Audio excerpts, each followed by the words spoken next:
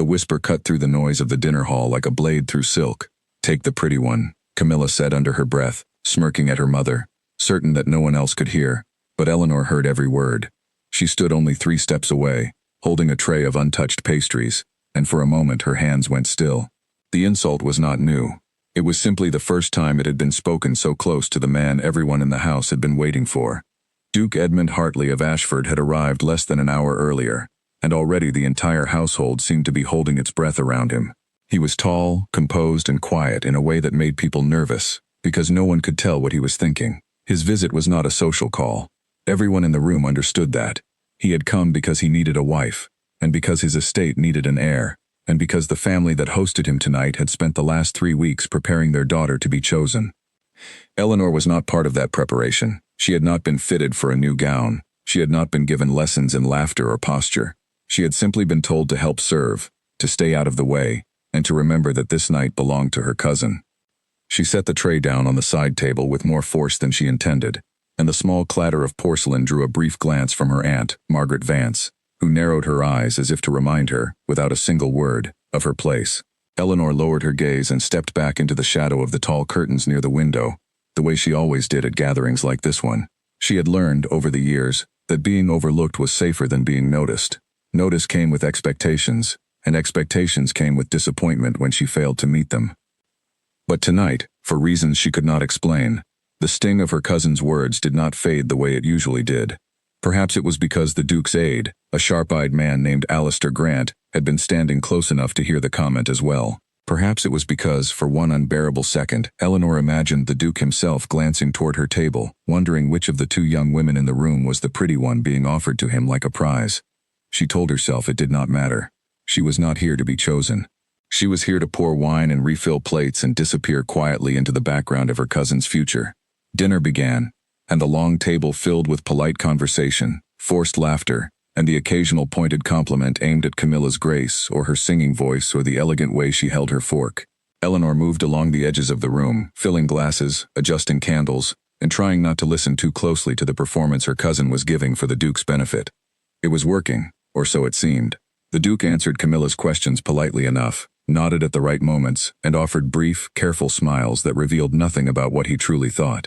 Eleanor had almost convinced herself that the evening would pass exactly as everyone expected, with Camilla at the center of every eye, and Eleanor forgotten in the corners, when something small and unplanned shifted the entire night. A servant near the far end of the table stumbled while carrying a heavy tureen of soup, and in the commotion that followed, a young child from a neighboring family, one of the guests, began to cry loudly at the sudden noise. Camilla flinched and turned away, clearly unsure how to respond to the disruption. Her mother reached for the child with stiff, hesitant hands, uncertain how to comfort someone so small. Eleanor, without thinking, set down the pitcher she was holding and crossed the room. She knelt beside the crying child, spoke softly, and within a few moments had the boy laughing instead of sobbing, distracted by a small trick with a folded napkin that she used to make it look like a rabbit hopping across her palm. The tension in the room eased. The servant regained his footing. The soup was cleared and replaced. And Duke Hartley, who had said very little all evening, watched the entire exchange with quiet attention. He said nothing about it at the time. Eleanor returned to her place near the wall, embarrassed by the brief attention she had drawn to herself, certain that her aunt would scold her later for stepping outside her role, but she did not notice the way the Duke's eyes lingered on her for a moment longer than necessary, or the way he leaned slightly toward his aide, and murmured a question that Alistair Grant answered with a single word, "Eleanor." The dinner continued, and eventually the guests moved to the drawing room, where a fire crackled and glasses of brandy were poured for the gentlemen. Eleanor was tasked with refilling the tea for the older women seated near the window, a duty that kept her close enough to overhear fragments of conversation, but far enough to remain invisible. It was during this quieter portion of the evening that the Duke did something no one expected. He excused himself from a conversation with Camilla's father and crossed the room, not toward the fire where the other gentlemen had gathered, but toward the window where Eleanor stood pouring tea with careful, practiced hands. "You handled that child very well," he said, his voice low enough that only she could hear it. Eleanor nearly dropped the teapot. She managed to set it down without spilling a drop, though her hands trembled slightly as she did. "Thank you, Your Grace." He was frightened, that is all. Children calm quickly when someone simply pays attention to them. "Not everyone thinks to pay attention," the Duke replied. "Most people in this room tonight have been very focused on making an impression. You were the only one who seemed focused on something other than yourself." Eleanor did not know how to respond to that. She glanced quickly toward the fireplace, where Camilla stood laughing at something one of the older gentlemen had said, her cousin's golden hair catching the firelight in a way that made her look like something out of a painting. Eleanor felt the familiar ache of comparison settle into her chest, the quiet reminder that beside Camilla, she had always been the plain one, the sensible one, the one people forgot to introduce.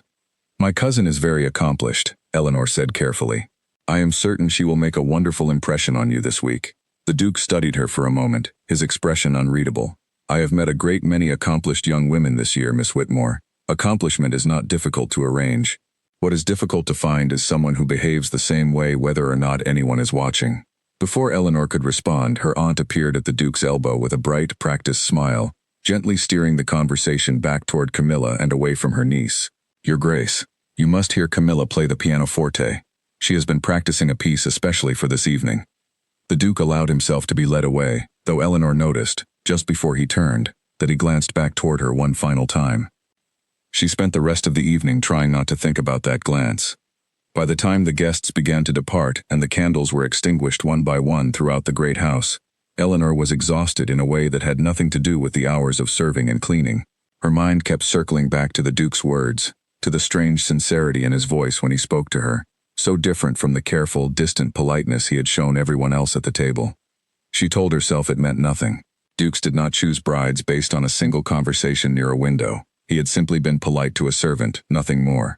Camilla was the one who had been invited to sing for him after dinner. Camilla was the one whose portrait had been sent ahead to the Duke's estate weeks before his arrival. Camilla was the one everyone expected to become the next Duchess of Ashford. And yet, as Eleanor climbed the narrow servants' staircase to her small room at the top of the house, she could not stop hearing his voice in her mind. What is difficult to find is someone who behaves the same way whether or not anyone is watching. No one had ever said anything like that to her before.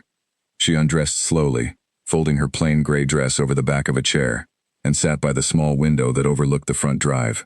Below, the last of the carriages were pulling away, their lanterns swinging gently in the darkness. She could just make out the shape of the Duke's own carriage, larger and finer than the rest, waiting near the entrance while he said his final goodbyes to her aunt and uncle.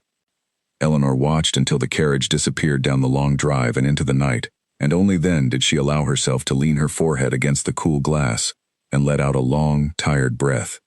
Tomorrow, the real work of the week would begin. The Duke was staying in the county for several more days, attending various events arranged by families hoping to catch his attention, and Camilla's mother had already outlined a schedule of activities designed to keep her daughter constantly in his company. There would be no reason for Eleanor to cross his path again. She would return to her usual duties, and by the end of the week, the household would be celebrating Camilla's engagement, and life would continue exactly as it always had. She almost believed it, lying there in the dark, listening to the old house settle around her, almost. But somewhere beneath the exhaustion and the old, familiar ache of being overlooked, a small and unfamiliar feeling had taken root, one she did not yet have a name for. It was not hope, not exactly. It was something quieter than that, something that felt dangerous simply because she did not know what to do with it. She closed her eyes and told herself to forget the whole evening, the whisper at dinner, the trembling teapot, the way his eyes had lingered on her a moment too long. She told herself it meant nothing at all. But sleep, when it finally came, was restless, filled with fragments of a voice she barely knew, low and steady, saying her name as though it mattered. Morning arrived early, the way it always did in the Whitmore household, with the sound of servants moving through the halls and the smell of bread rising from the kitchens below. Eleanor rose before the sun had fully cleared the horizon, dressed quickly in her plain work clothes, and made her way downstairs to begin the day's duties, certain that whatever strange moment had passed between her and the Duke the night before had already been forgotten by everyone except her. She was wrong. Word had already begun to spread among the staff, whispered between the kitchen maids and the stable hands, that the Duke of Ashford had asked a question that morning before departing for his lodgings in the village. He had asked, quite plainly, whether Miss Eleanor Whitmore would be attending the garden gathering planned for the following afternoon. No one in the family had mentioned Eleanor's name in connection with any of the week's planned events. She had not been included on a single guest list. And yet, somehow, the Duke had learned her name, remembered it, and asked for her specifically.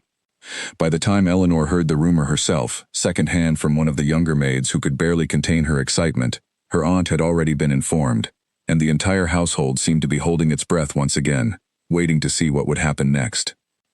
Eleanor stood very still in the middle of the kitchen, a basket of fresh linens forgotten in her arms, and felt the quiet, unfamiliar feeling from the night before grow just a little bit stronger.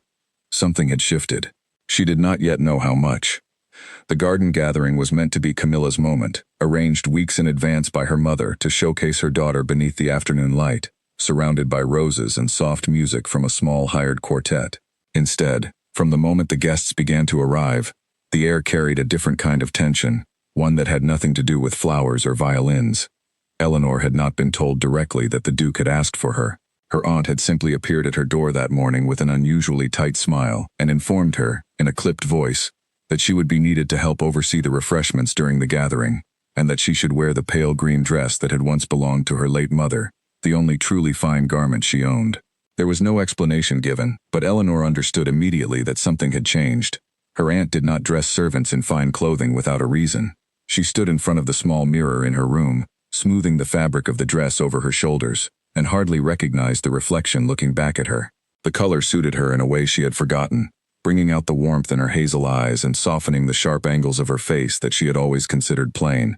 For a moment, she allowed herself to wonder what it might feel like to walk into a room and be seen, truly seen, rather than overlooked. Then she caught herself and pushed the thought away. Vanity had never served her well, and she was not about to begin indulging it now, especially not over a man she barely knew. The garden, when she arrived, was already filled with guests strolling among the rose bushes and gathering near the long tables set with cakes and cold lemonade.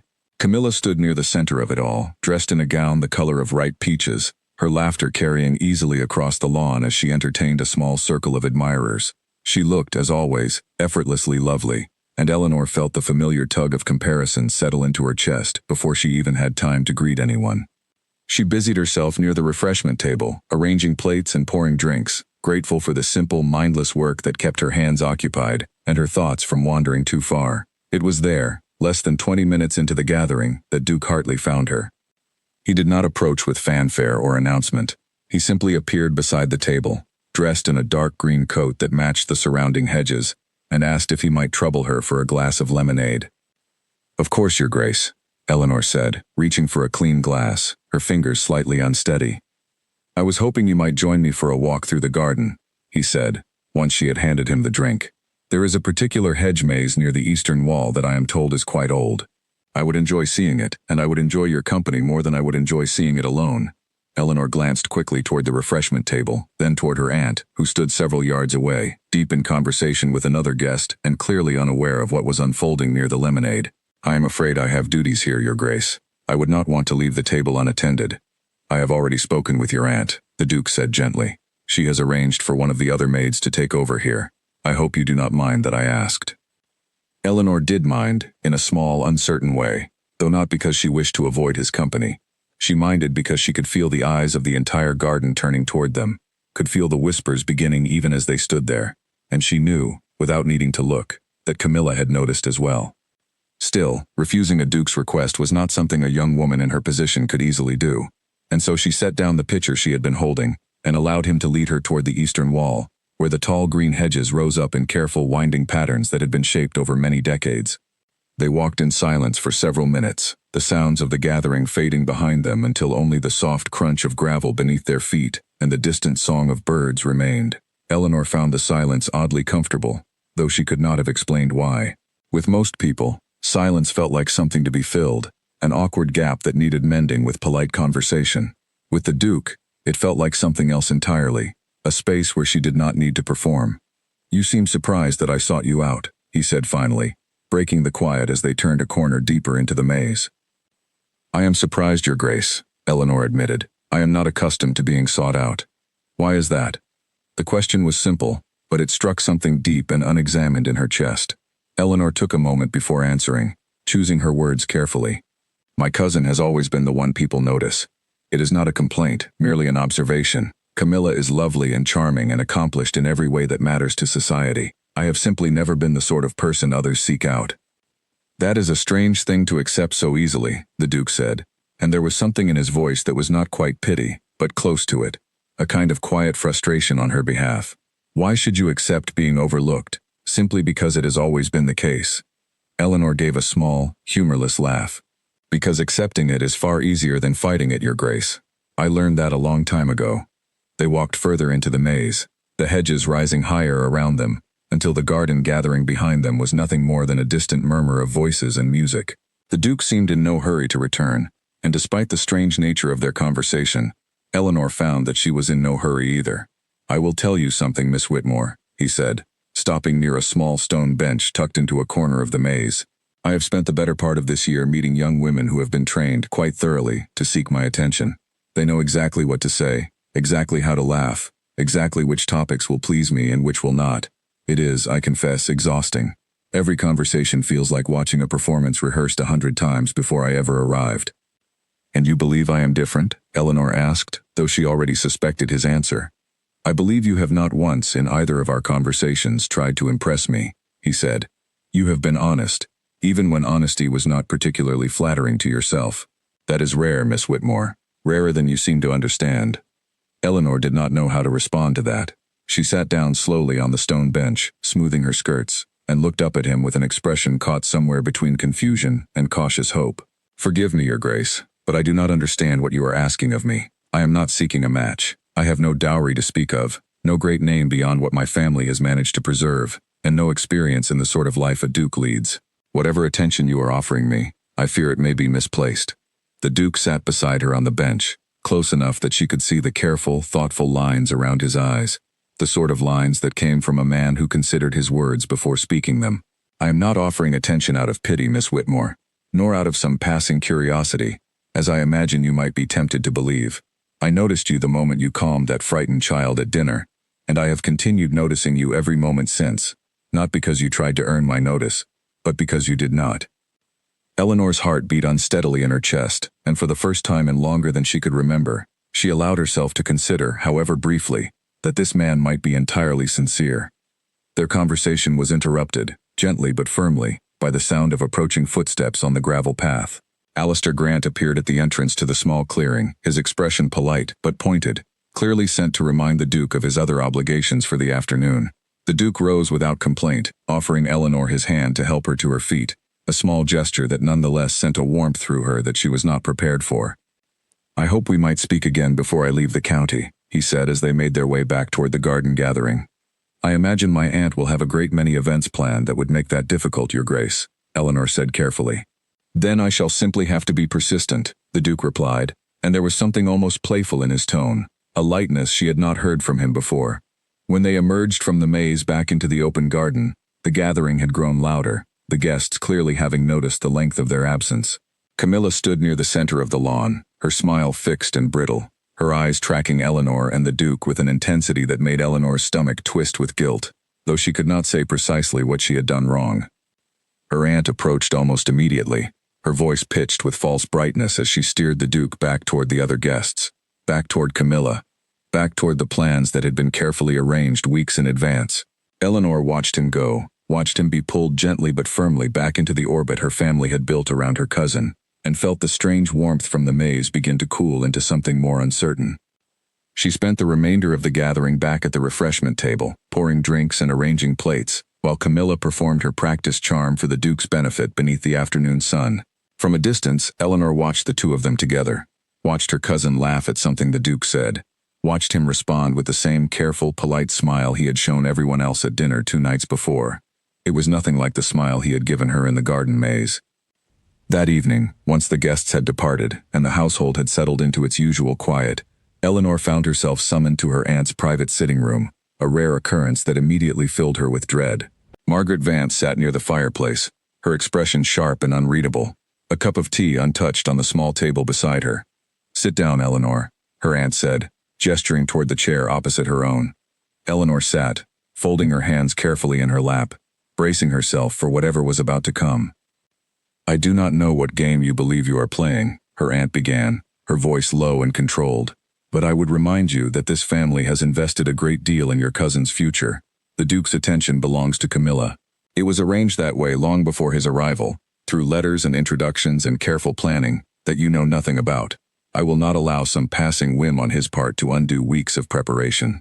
I have not sought his attention, Aunt Margaret, Eleanor said quietly. I have only answered him honestly when he has spoken to me.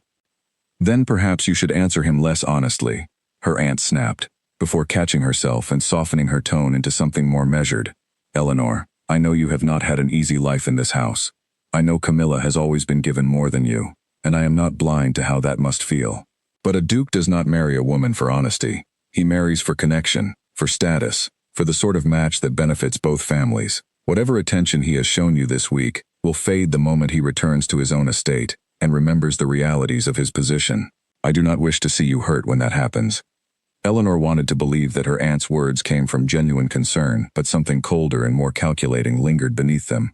A warning dressed up as kindness. She understood, without needing to be told directly, that her aunt intended to do everything in her power to steer the Duke's attention back toward Camilla before the week was over, regardless of what he actually wanted.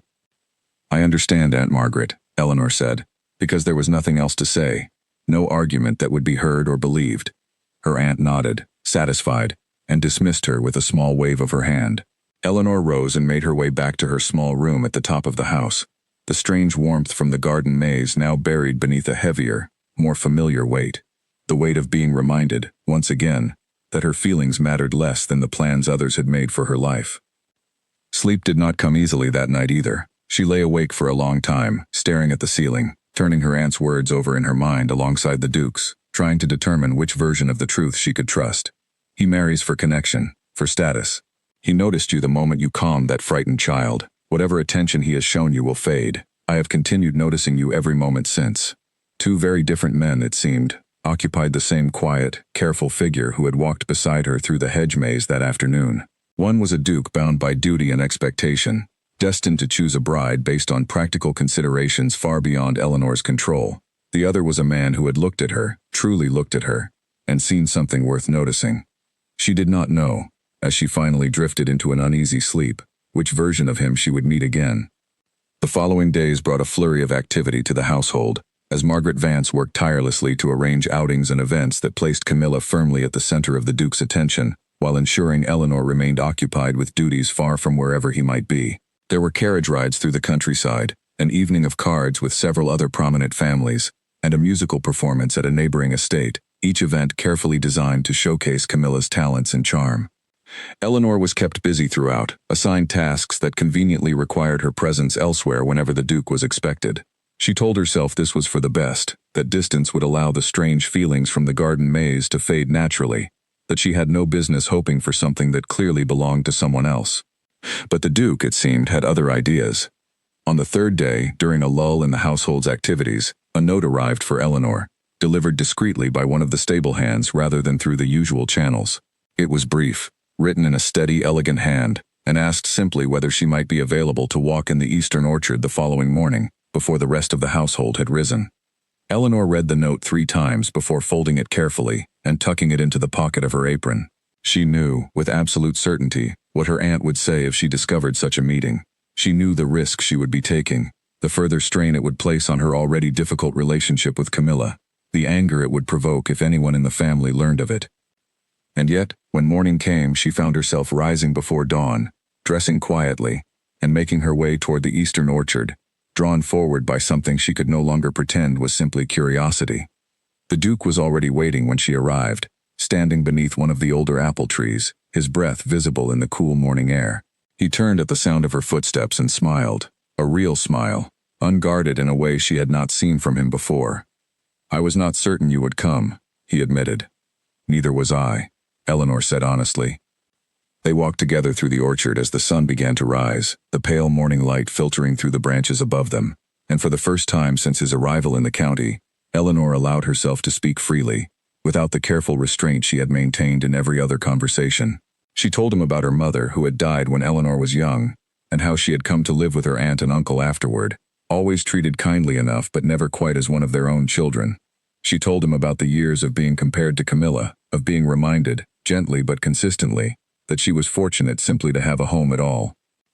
The Duke listened without interrupting, his expression growing more serious with each part of her story, until finally he stopped walking and turned to face her fully.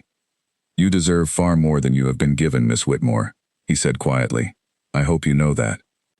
Eleanor felt tears gathering unexpectedly in her eyes, tears she quickly blinked away, unwilling to appear weak in front of him. I have made my peace with my circumstances, Your Grace. I do not say this to earn your sympathy. I know you do not, he said. That is precisely why I offer it. They continued their walk until the sun had fully risen and the household had begun to stir, at which point the Duke insisted on escorting her back toward the edge of the orchard, careful to ensure no one would see them returning together. Before they parted, he took her hand gently in his own, a gesture far more intimate than anything that had passed between them before. I intend to speak with your uncle before the week is out, he said. I hope that does not frighten you. Eleanor's heart pounded so loudly she was certain he could hear it. It frightens me a great deal, Your Grace, but not in the way you might think. He smiled at that, understanding immediately what she meant, and released her hand only reluctantly. Then I shall simply have to prove, through my actions, that your fear is unfounded. Eleanor watched him disappear back toward the village where he was lodging, her hand still warm from his touch, and felt, for the first time in her life, the fragile beginnings of something she had never allowed herself to hope for. She did not yet know how quickly that hope would be tested. The letter arrived on a gray, wet morning, delivered by a rider who had come from the Duke's estate before the household had even finished breakfast. Margaret Vance intercepted it in the front hall, her sharp eyes scanning the seal before she recognized the handwriting on the front, and her expression shifted from curiosity to something far colder the moment she realized it was addressed not to her husband, not to Camilla, but to Eleanor. She did not deliver it immediately. Instead, she carried it to her private sitting room and sat with it unopened for the better part of an hour, turning it over in her hands, weighing the consequences of what she was about to do. By the time Eleanor was finally summoned, the letter had been resealed so carefully that its tampering would have been nearly impossible to detect, had Eleanor not noticed the faint crease along the edge of the seal, a small imperfection that told her immediately what had happened. This arrived for you, her aunt said, holding the letter out with a stiff hand. I cannot imagine why the Duke would be writing to you directly, but I trust you will explain the matter to me once you have read it. Eleanor took the letter with trembling fingers, aware of her aunt's eyes fixed on her face, searching for any reaction she might betray.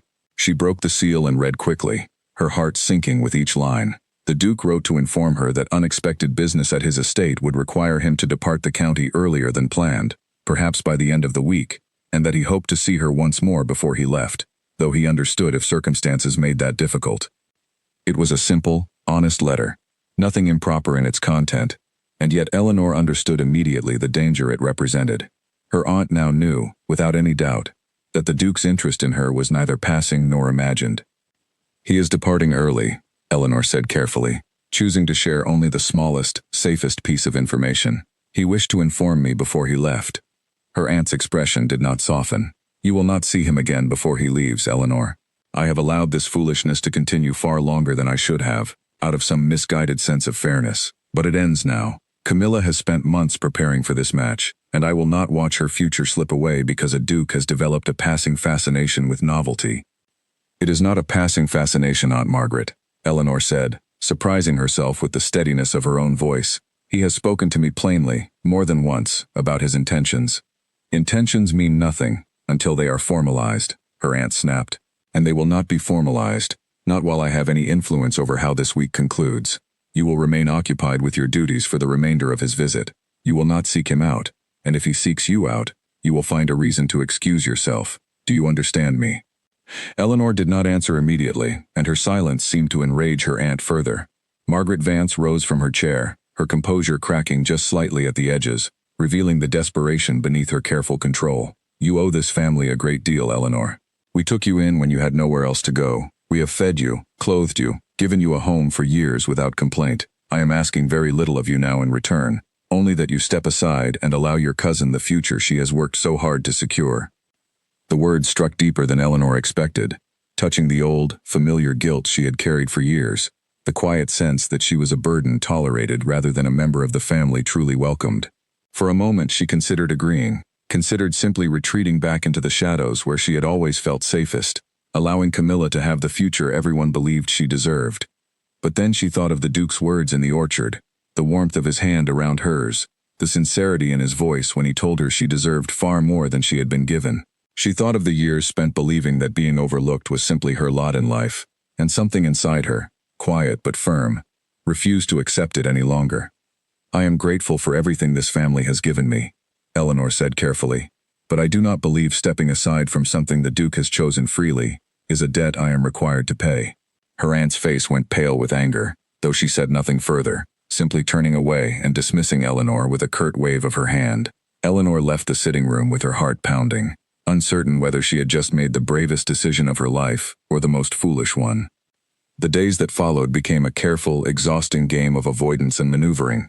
Margaret Vance ensured that Eleanor was assigned tasks that kept her far from any event where the Duke might be present, while simultaneously arranging additional outings designed to place Camilla directly in his path at every opportunity. Eleanor spent her mornings in the linen room, her afternoons assisting the cook with preparations for increasingly elaborate dinners, and her evenings retreating to her small room, exhausted and increasingly uncertain whether she would have another chance to see the Duke before he departed. Word reached her only in fragments, carried by sympathetic servants who had grown fond of her over the years and quietly disapproved of the way she was being treated. She learned that the Duke had attended a dinner at a neighboring estate, that he had asked, more than once, why Eleanor had not accompanied the rest of the household, and that Margaret Vance had offered increasingly elaborate excuses for her absence, none of which seemed to satisfy him. On the fourth day, matters came to a head in a manner no one had anticipated. A gathering had been arranged at the Whitmore estate itself, a smaller affair than the earlier garden party, intended as one final opportunity for Camilla to secure the Duke's attention before his planned departure. Eleanor had been instructed to remain in the kitchen throughout the event, well away from the drawing room where the guests would gather, and she had accepted the instruction without argument, too tired to fight another battle she was unlikely to win. But fate, or perhaps simple bad luck, intervened in the form of a small kitchen fire, sparked by an overturned candle near a stack of linens waiting to be pressed. The flames spread quickly, filling the kitchen with smoke and sending the staff into a panic. Eleanor, closest to the source, acted without hesitation, smothering the flames with a heavy wet cloth and shouting for the other servants to clear the room, her quick thinking preventing what could have become a far more serious disaster. By the time the smoke had cleared and the immediate danger had passed, however, the commotion had drawn the attention of several guests, including the Duke himself, who arrived at the kitchen door just as Eleanor stood amid the scattered linens, her hands blackened with soot, her hair coming loose from its careful pins. She looked, in that moment, nothing like the polished young women who had spent the evening performing charm in the drawing room.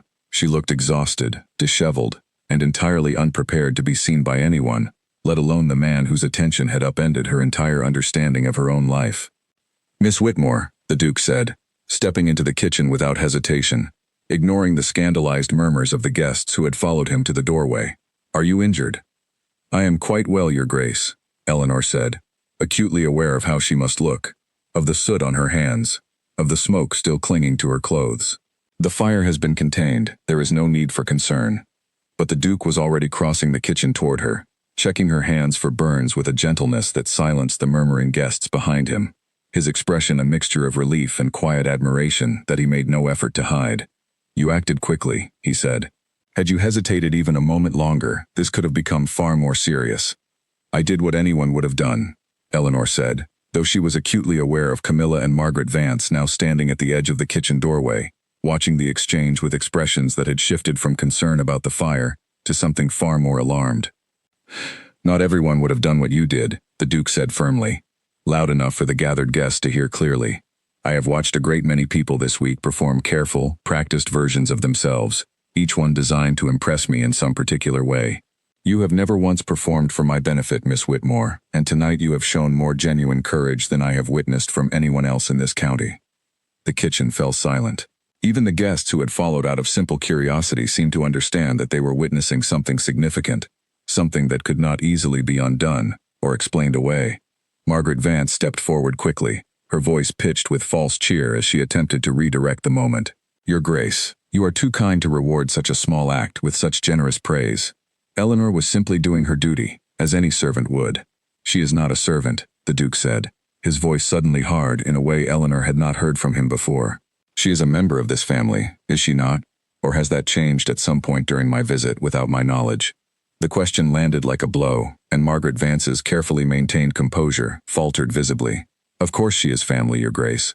I only meant—" "Then perhaps," the Duke interrupted, his tone still firm but no longer sharp, "she might be treated as such, rather than kept in the kitchen while the rest of the household enjoys the evening." He turned back to Eleanor, offering his arm with a small, deliberate gesture that left no room for argument. "Would you do me the honor of joining the rest of the evening's guests, Miss Whitmore? I find I have very little interest in continuing without you." Eleanor glanced down at her soot-stained hands, at her disheveled hair, painfully aware of how far she was from the polished appearance expected of the drawing room. But something in the Duke's steady gaze told her that none of that mattered to him. Not tonight, not after everything that had passed between them over the last several days. "I would need a moment to make myself presentable, Your Grace," she said quietly. "Take whatever time you need," he replied. "I will wait." And he did wait, standing in the hallway outside her small room while she hastily washed and changed, ignoring the pointed glances of the household staff who had gathered to witness this unprecedented turn of events. When Eleanor finally emerged, dressed once more in her mother's pale green gown, he offered his arm again, and this time she took it without hesitation. The walk back to the drawing room felt longer than it truly was, every step accompanied by the awareness that the entire household was watching, that Camilla stood somewhere ahead of them with an expression Eleanor did not dare imagine, that her aunt's carefully constructed plans had just been dismantled in the span of a single dramatic evening. Camilla met them at the drawing room entrance, her face pale beneath her careful cosmetics, her eyes bright with an emotion Eleanor could not quite identify, somewhere between anger and genuine hurt. For a moment, the two cousins simply looked at each other, years of quiet resentment and comparison hanging unspoken in the air between them. "I hope you are enjoying your evening, cousin," Camilla said finally, her voice tight and controlled. "I am sorry, Camilla," Eleanor said, and she meant it, though she was not entirely certain what she was apologizing for. "This was never my intention." "Wasn't it?" Camilla asked, though there was less venom in the question than Eleanor expected, more genuine confusion than accusation. "I have spent my entire life being told I was the one who mattered, Eleanor, and now I find myself wondering if any of it was ever true, or if I simply believed it because everyone told me to."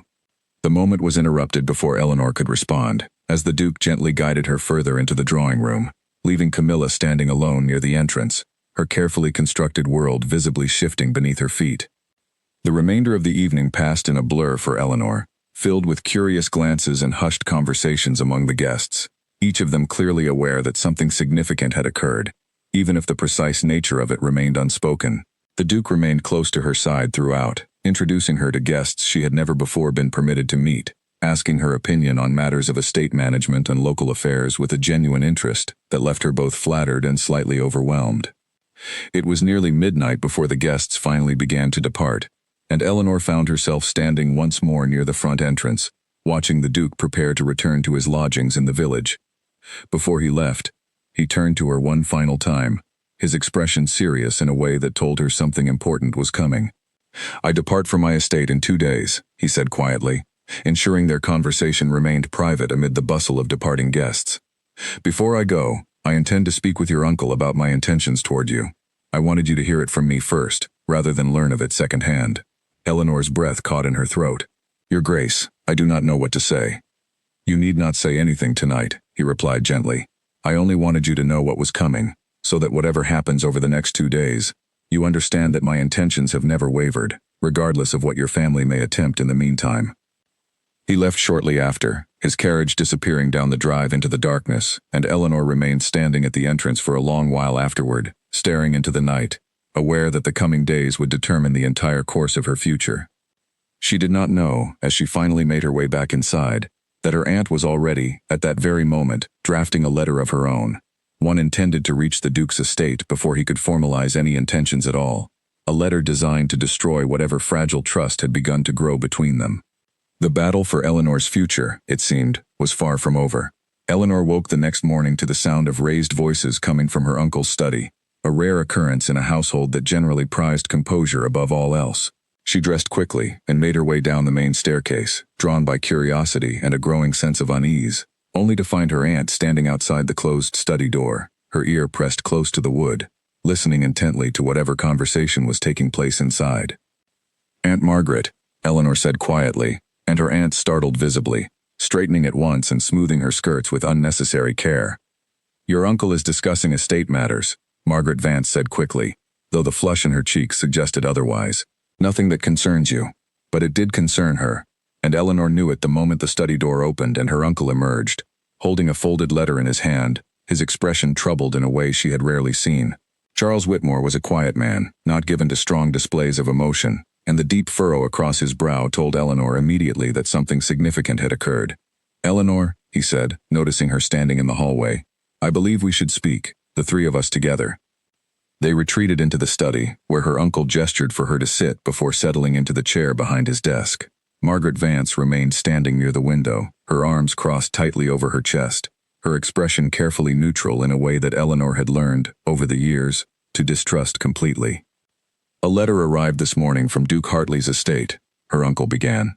"Written by his late mother's cousin, a woman named Lady Prescott, who apparently maintains a close correspondence with several families in this county.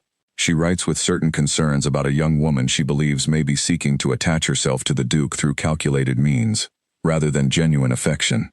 Eleanor felt her stomach drop. "I do not understand, Uncle. What does this have to do with me?" Her uncle's expression grew even more troubled as he unfolded the letter and read a portion of it aloud, describing vague but pointed accusations, suggestions that a young woman in the household had orchestrated a series of small incidents, including the crying child at dinner and the kitchen fire, specifically to draw the Duke's attention and manufacture an appearance of virtue that did not reflect her true character. "This is absurd," Eleanor said, her voice rising with disbelief and hurt. "I did nothing of the sort. The child was frightened, and I comforted him, because it was the right thing to do. The fire was an accident, nothing more. I would never manufacture such situations to gain anyone's attention." "I believe you, Eleanor," her uncle said gently, though his tone carried an undercurrent of exhaustion that suggested the matter was far from settled. "But you must understand the position this places our family in. If such accusations were to spread further, if they were to reach the Duke himself and cause him to doubt your character, it could bring shame upon this household that we may not easily recover from." Eleanor turned toward her aunt, a sudden cold suspicion forming in her mind. "Aunt Margaret, do you know anything about how such accusations came to be written? Lady Prescott is not a woman I have ever met, nor corresponded with in any way. How would she come to hold such specific and pointed opinions about incidents that occurred within this very house?" Her aunt's composure cracked, just slightly, before she recovered herself with practiced smoothness. "I cannot imagine, Eleanor. Perhaps word simply travels quickly among such circles." But Eleanor did not believe her, not for a single moment. The pieces fit together too neatly, the timing too precise, the accusations too specifically tailored to the exact incidents that had drawn the Duke's attention over the past week. Someone within this household or closely connected to it had written to Lady Prescott, planting seeds of doubt designed to reach the Duke through a source that would appear far more credible than a jealous family member. "You wrote to her," Eleanor said quietly, the realization settling over her like a cold weight. "You wrote to Lady Prescott yourself, didn't you, Aunt Margaret?" "That is a serious accusation," her aunt said sharply, though her eyes would not quite meet Eleanor's. "It is," Eleanor agreed, "and I believe it is also the truth." Her uncle looked between the two of them, his troubled expression deepening into something closer to genuine distress. "Margaret, if this is true, you must tell me now.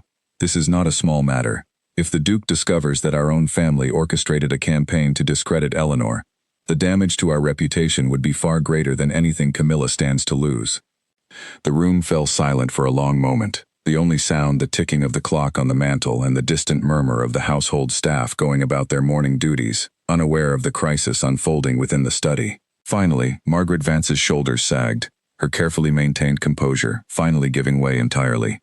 "I only wanted to protect Camilla's future," she said, her voice smaller than Eleanor had ever heard it. "Everything I have done, every plan I have made, has been for her sake. She has spent her entire life being told she was destined for a brilliant match, and I could not bear to watch that future slip away, especially not to a niece who has never had to work for anything she has been given in this house." "I have worked for everything," Eleanor said, her voice trembling now with a mixture of hurt and anger she could no longer suppress. "I have worked to be useful, to be grateful, to be small enough that I would never inconvenience this family with my own needs or desires. I have earned every meal, every kindness, every scrap of affection I have received in this house through years of quiet labor, and you would destroy my reputation, and perhaps my only chance at happiness, simply because I finally caught the attention of someone without trying to." Her aunt had no response to that, and the silence that followed felt heavier than any argument could have been. "The letter must be addressed," her uncle said finally, rubbing his temples with visible exhaustion. "If the Duke has received similar correspondence, or is likely to, we must act before the damage becomes irreversible." "I will speak with him myself," Eleanor said, surprising even herself with the steadiness of her own resolve. "I will not hide from this, nor allow lies to determine how he sees me. If he trusts me as little as that, if a single letter from a stranger is enough to undo everything he has said to me this week, then perhaps I was wrong about him entirely. She rose from her chair and left the study without waiting for permission, her heart pounding with a mixture of fear and determination she had never experienced before. For years, she had accepted whatever role others assigned her, had shrunk herself down to fit whatever space was left over after Camilla's needs and desires had been accounted for. But something had changed over the past week, some quiet, stubborn strength that refused to remain silent any longer. She sent word to the village immediately, asking that a message be delivered to the Duke requesting a meeting at his earliest convenience, and spent the remainder of the morning in a state of anxious waiting, uncertain whether her letter would even reach him before Lady Prescott's accusations did. Camilla found her in the garden shortly after midday, standing near the same hedge maze where Eleanor and the Duke had first walked together, lost in thought and worry. For a long moment, the two cousins simply stood in silence, the weight of years of quiet rivalry and resentment hanging between them. "My mother told me what she did," Camilla said finally, "about the letter to Lady Prescott." Eleanor turned to face her cousin, uncertain what to expect. "I did not ask her to do it, Camilla. I want you to know that." "I know," Camilla said, and there was something different in her voice now, something Eleanor had not heard before. A kind of weary honesty that stripped away the practiced charm she usually wore like armor. "I have known my mother my entire life, Eleanor. I know exactly what she is capable of when she believes my future is at stake. I simply chose, for a long time, not to see it clearly, because it was easier to believe her plans were simply love, rather than something closer to control." "I am sorry," Eleanor said again, meaning it more deeply this time. "I never wanted to hurt you, Camilla. I never wanted any of this." "I believe you," Camilla said quietly, "and I think, if I am honest with myself, I have known for some time that the Duke's interest in me was never quite what my mother wanted it to be. He was always polite, always courteous, but he never looked at me the way he looks at you. I told myself it did not matter, that politeness would eventually become something more, but I think I always knew, deep down, that it would not." Eleanor did not know how to respond to such unexpected honesty from her cousin, someone she had spent years believing incapable of genuine vulnerability. "What will you do now?" Camilla gave a small, humorless laugh. "I do not know. I have spent my entire life being prepared for one particular future, and now that future has slipped away before it ever truly began. Perhaps it is time I discover what I actually want, rather than simply what I have been told to want." The two cousins stood together for a while longer, the old tension between them not entirely resolved but softened, at least, into something that felt more like understanding than rivalry. When Camilla finally left to return to the house, Eleanor remained in the garden, her mind still consumed with worry over whether her message had reached the Duke, and whether Lady Prescott's letter had already done irreparable damage to his opinion of her. She did not have to wait much longer for her answer. Just as the afternoon light began to shift toward evening, the sound of carriage wheels on the front drive drew her attention, and she hurried around the side of the house in time to see the Duke's carriage arriving, far earlier than she had expected. He emerged looking tired but resolute, his expression serious as he crossed the drive toward her, ignoring the household staff who had gathered near the entrance to watch the unexpected arrival. "I received your message," he said without preamble, "and another letter as well, one that arrived at my temporary lodgings this very morning, containing accusations I found difficult to believe, though I confess they troubled me enough that I felt I needed to see you myself before drawing any conclusions." Eleanor's heart pounded painfully in her chest. "Your Grace, I swear to you, every word in that letter is false. I have never sought to manipulate your attention through calculated means. Whatever incidents Lady Prescott described, I promise you, they occurred exactly as they appeared, with no design or intention behind them beyond simple, honest reaction." The Duke studied her face for a long moment, searching for something Eleanor could not quite identify, before his expression finally softened into something closer to relief. "I believed you before you ever spoke, Miss Whitmore. I came here not to test your honesty, but to discover who had written such a letter, and why." "My aunt," Eleanor admitted, the words heavy with the shame of exposing her own family. "She wrote to Lady Prescott herself, hoping to protect Camilla's future by discrediting mine." The Duke's expression darkened, though not toward Eleanor. "Then I shall need to speak with your uncle directly, and with your aunt as well. Such actions cannot go unaddressed, particularly when they threaten to damage the reputation of someone entirely innocent." He offered his arm, and Eleanor took it, grateful beyond words for his steady presence, for the trust he had placed in her honesty, even in the face of carefully constructed lies. Together they walked toward the house, where a difficult conversation awaited them, one that would finally bring the truth of the past week fully into the open, with no more room left for schemes or quiet manipulation. Whatever happened next, Eleanor understood, would determine not only her future, but the very shape of the family she had spent her entire life trying to belong to. The study felt smaller than it had that morning, crowded now with the weight of everything that needed to be said. Charles Whitmore sat behind his desk once more, his expression grave, while Margaret Vance stood near the window, her earlier composure entirely gone, replaced by something closer to quiet dread. The Duke stood beside Eleanor, his presence steady and unwavering, a silent assurance that whatever came next, she would not face it alone. "I understand a letter was sent to Lady Prescott," the Duke began, his voice calm but carrying an authority that filled the room completely, containing accusations against Miss Whitmore that were, by her own admission, entirely fabricated. "I would like to understand why." Margaret Vance opened her mouth to offer some defense, some careful reframing of her actions, but the words seemed to die before she could speak them. For a long moment, she simply stood in silence, her hands twisting anxiously in the fabric of her skirt. "I have spent years building a future for my daughter," she said finally, her voice quieter and more honest than Eleanor had ever heard it. "Every connection, every introduction, every careful arrangement was made with Camilla's happiness in mind. When it became clear that your attention had shifted elsewhere, I panicked. I told myself I was protecting my daughter, but I understand now that I was also protecting my own sense of what her future, and by extension my own, was supposed to look like.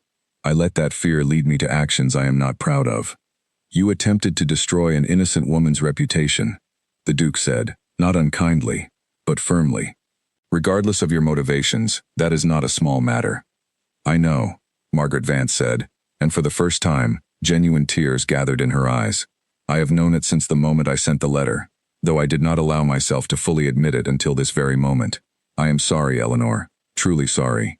You have never been anything but kind and dutiful in this house, and I repaid that kindness with cruelty, all because I could not bear to watch my own careful plans fall apart."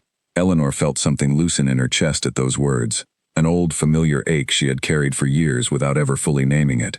She had spent so long believing that her worth in this household was conditional, dependent on how useful or unobtrusive she managed to be, that hearing her aunt finally acknowledge the unfairness of it all felt like a weight lifting, even amid the tension of the moment. "I forgive you, Aunt Margaret," Eleanor said quietly, and she meant it, though the forgiveness did not erase the pain of what had happened. "But I hope you understand that I cannot simply forget it either. Trust, once broken, takes time to rebuild." "I understand," her aunt said, wiping at her eyes with a trembling hand, "and I will not ask you to forget. I only hope, in time, we might find a way forward that does not require either of us to carry so much resentment." Charles Whitmore cleared his throat, drawing the attention of everyone in the room. "There is still the matter of Lady Prescott's letter. If it becomes known that our family attempted such a scheme, the damage to our reputation could be severe, far beyond whatever advantage Margaret hoped to gain for Camilla." "I intend to write to Lady Prescott myself," the Duke said, explaining that the accusations were entirely unfounded, and that the matter has been resolved within the family. "I have no wish to see further scandal attached to anyone in this household, Miss Whitmore included. She has done nothing to deserve such a burden." Eleanor looked up at him with quiet gratitude, though something else lingered in her mind, a question she had been afraid to ask directly since his unexpected arrival that afternoon. "Your Grace, before any of this happened, you mentioned intentions you wished to discuss with my uncle. Do those intentions still stand, given everything that has occurred?" The Duke turned to face her fully, his expression softening into something warmer, more personal than the firm authority he had shown moments before. "My intentions have not wavered for a single moment, Miss Whitmore. Not since the very evening I first watched you comfort a frightened child, while everyone else in the room remained focused on themselves. If anything, the events of today have only strengthened my conviction that you are precisely the sort of woman I have been searching for, someone whose character remains steady and honest, even when tested by circumstances designed to break it." He turned toward Charles Whitmore, his tone shifting into something more formal, though no less sincere. "With your permission, sir, I would like to formally request Miss Eleanor Whitmore's hand in marriage. I understand this has been an unconventional courtship, filled with more difficulty than either of us anticipated, but I have never been more certain of any decision in my life." Charles Whitmore looked between his niece and the Duke, a slow, genuine smile finally breaking through the tension that had gripped the room all afternoon. "Eleanor has never had an easy life in this house, Your Grace, though I confess I did not always recognize that as clearly as I should have. If she wishes to accept your proposal, she has my full blessing, and my sincere hope that she finds, in your household, the happiness and recognition she has too often been denied in this one." Wall eyes turned toward Eleanor, who stood in the center of the study, her heart racing with an emotion so large and unfamiliar that she hardly knew how to contain it. She thought of all the years spent believing herself overlooked, unworthy of notice, destined always to stand in her cousin's shadow. She thought of the whispered insult at dinner that had started this entire unlikely chain of events, "Take the pretty one," spoken with such casual cruelty, never imagining it would lead to this moment. "Yes," she said finally, her voice steady despite the tears gathering in her eyes. "Yes, Your Grace, I accept." The Duke's face broke into a genuine smile, the first truly unguarded expression Eleanor had seen from him since his arrival in the county, and he crossed the small distance between them, taking both her hands in his own with a tenderness that erased, at least for the moment, all the difficulty and doubt of the past week. "You have made me happier than I believed possible," he said quietly, meant only for her. "I promise you, Eleanor, that whatever life we build together will be one where you are never overlooked again." News of the engagement spread through the household within hours, carried by servants eager to share such dramatic developments, and by the following morning, the entire county seemed to have heard some version of the story, each retelling slightly more elaborate than the last. Eleanor found herself, for the first time in her life, the subject of genuine curiosity and admiration, rather than quiet dismissal, though the attention felt strange and unfamiliar after so many years of being overlooked. Camilla, to everyone's surprise, proved to be genuinely gracious in the aftermath, her earlier resentment having softened into something closer to relief. She sought Eleanor out privately on the morning after the engagement was announced, finding her in the garden once more, standing near the same hedge maze where so much of their story had unfolded. "I wanted to tell you, properly, that I am happy for you," Camilla said, and this time, there was no bitterness in her voice at all. "I spent so many years believing that my worth depended entirely on being chosen, on being the one everyone wanted. Watching you find something real, something that has nothing to do with performance or expectation, has made me realize how exhausting that belief has always been." "What will you do now?" Eleanor asked gently. "I do not know yet," Camilla admitted, a small, genuine smile crossing her face for the first time in days. "But I think, for the first time in my life, I am looking forward to finding out." The two cousins embraced, an unfamiliar gesture between them, but one that felt, in that moment, entirely right. Years of quiet rivalry had finally given way to something more honest, forged not through comfortable circumstances, but through the difficult, painful process of truth finally being spoken aloud. The wedding took place several months later, in early autumn, when the leaves along the estate's long drive had turned brilliant shades of gold and crimson.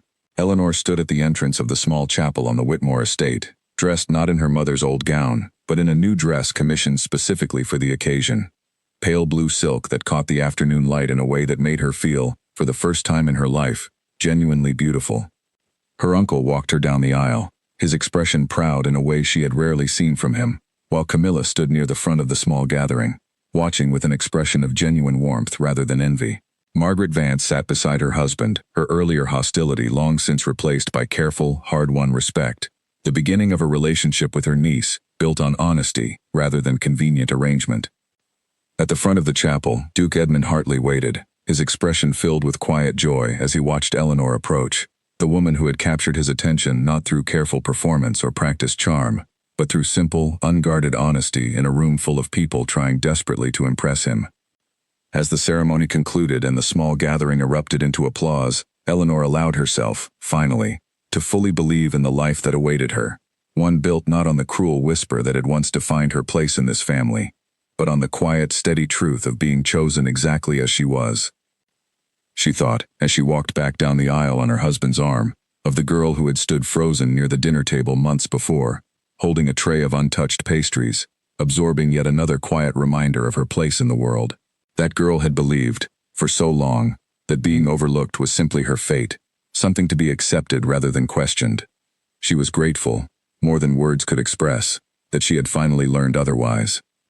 The carriage that carried them away from the estate that afternoon moved slowly down the long drive, past the garden where their story had truly begun, past the hedge maze where honest words had first passed between them, and out toward a future neither of them could have fully anticipated, when a careless whisper at a dinner table had set everything in motion.